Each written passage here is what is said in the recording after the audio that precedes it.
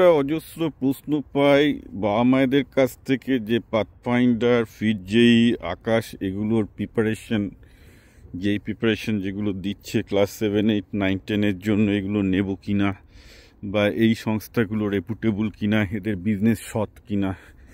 আমি শুধু আপনাদেরকে বলবো যে যারা টপার করেছে, আপনি দেখবেন যে যখন যেই রেজাল্ট বেরোয় দেখবেন একটা মুখ সমস্ত কোচিং সেন্টারেই দেখতে পাবেন। মানে 1 থেকে 10 দেখবেন সবাই ক্লেম করছে, এবং দেখবেন এই 10 জনের মুখে 3টে কোচিং সেন্টারে ছাপিয়ে দিয়েছে। দুটো কারণ হতে পারে, যে কেউই সত্যি কথা বলছে না, যে যেমন পাচ্ছে ছাপিয়ে দিচ্ছে। আর দ্বিতীয় হচ্ছে না, ওই 3টে ছেলে যেগুলো টপার হয়েছে সবাই হয়তো 3টে কোচিং সেন্টারেই শুধু মক টেস্টটা নিয়েছিল।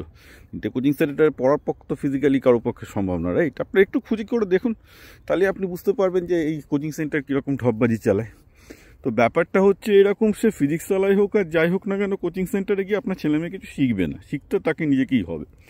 এবং প্রতিটা কোচিং সেন্টারে বিজনেসটা এরকম, সেখানে ABCD এরকম ভাগ থাকে। ওদের একটা এলিট গ্রুপ থাকে, জানে যে যেটাকে ওরা ভালো করে পড়ায় সেখানে সবচেয়ে ভালো মাস্টারমশাই দেয়, ওরা জানে এখান থেকেই পাবে এবং তার থেকে আমাদের নাম ডাক হবে। বাকি BCD কাউকে হাফ স্কলারশিপ দেয়, কাউকে 75% দেয়, এইসব করে ঢপ করে দিয়ে দেয় আর কি। হ্যাঁ, তো ঘটনাটা হচ্ছে তারা তো ধরুন একটা মাস্টারমশাই, ওরা যদি আপনার ছেলেকে বলে যে তোর দ্বারা হবে না, আপনি কি সেখানে দেবেন না, আপনি ফালতু টাকা খরচ করবেন না।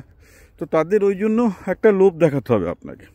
তো ওদের বিজনেস মডেলটা পুরোপুরি এটার ওপরই চলে। দেখে যে ওরা জানে যে মাধ্যমিক +10 এসব CBSE IC সমস্ত বোর্ডে যেসব ছেলেমেয়েরা +90 পেয়ে এসছে, তাদের 98%ই মুরগি।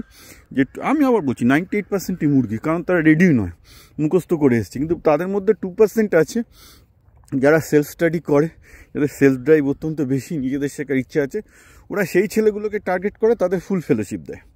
যদি না আপনার ছেলে বা মেয়ে যদি ফুল ফেলোশিপ পায়, তাহলে আপনি বুঝবেন সে নিয়ে আপনি IIT পেয়ে গেছেন। আর যদি ওখানে যদি ওরা ফুল ফেলোশিপ এই কোচিং সেন্টারগুলোতে না দেয়, জানবেন চান্স খুব কম আছে, কম। 50% দিলে বুঝতে হবে 50% চান্স আছে, যত কম বলে বুঝতে হবে তত কম চান্স আছে।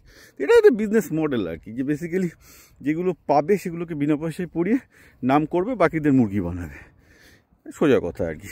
আর ক্লাস 8, 9, 10 থেকে প্রিপারেশান লাগবে কিনা যদি জানতে চান, অফকোর্স প্রিপারেশান লাগবে। IIT নিটের জন্য ডেফিনেটলি প্রিপারেশান লাগবে, আলাদাভাবেই করতে হবে, সেটা আমি বারবার করে বলেছি। আমার ইউটিউব ভিডিও, ফেসবুক ভিডিও একটু ধৈর্য ধরে দেখুন। একটু এত তো টিভি সিরিয়াল দেখছেন, আমার 2 বছর আগে এগুলো নিয়ে অসংখ্য ভিডিও আছে। আমার ইউটিউব চ্যানেলে যান, ফেসবুকে যান, সব জায়গায় পেয়ে যাবেন। এগুলো নিয়ে অসংখ্য ভিডিও আছে, অসংখ্য আলোচনা আছে, সেগুলো দেখলেই আপনি কিন্তু বুঝতে পারবেন যে কী করা উচিত।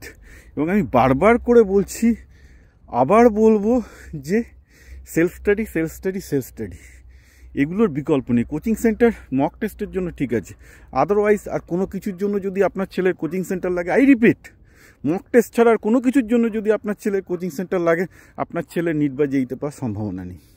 হ্যাঁ, হতে পারে সে ভর্তি হতেই পারে, কিন্তু যাদের লাগবে বলে ভর্তি হচ্ছে, এটা কিন্তু মানে কোচিং সেন্টারের লোকজনও জানে খুব ভালো করে, যে যাদের কোচিং সেন্টার লাগবে তারা জীবনে নিট বা জেই পাওয়ার যোগ্য নয়। কিন্তু তবু তাদের কোচিং সেন্টারে যেতে হয়, মক টেস্টটা দিলে ওটা খুব ভীষণভাবে দরকার, তা নাহলে র্যাঙ্ক ভালো হবে না। তার জন্য আপনি এইসব নামগুলো দেখতে পাচ্ছেন। This is the most bitter truth about this coaching centre.